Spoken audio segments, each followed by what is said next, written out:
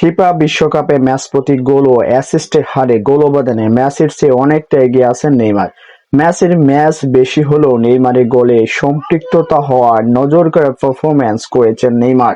নিচে দুই তারকার বিশ্বকাপের তুলনামূলক চিত্রও দেওয়া হলো। লিওনেল মেসি আর্জেন্টিনা ম্যাচ ২৬টি বিশ্বকাপের ইতিহাসে যা সর্বোচ্চ। তিনি গোল করেছেন ১৩টি, অ্যাসিস্ট সহ তা ৮টি। নেইমার জুনিয়র ব্রাজিল ম্যাচ খেলেছেন মাত্র ১৩টি, গোল করেছেন ৮টি আর অ্যাসিস্ট সহ তা করেছেন ৪টি।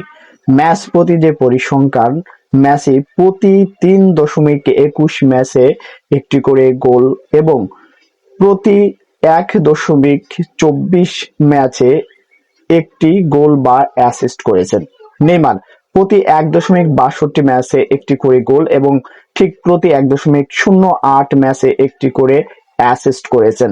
তো বলাই যায় যে নেইমারের আর্জেন্টিনার লিওনেল মেসির থেকে ব্রাজিলের নেইমার অনেকটা এগিয়ে আছেন। কেন বলবো এগিয়ে আছেন? তার ম্যাচ একেবারেই কম, আর এই এত কম ম্যাচে তিনি ৮টি গোল করেছেন, ৪টা তার ছিল অ্যাসিস্ট।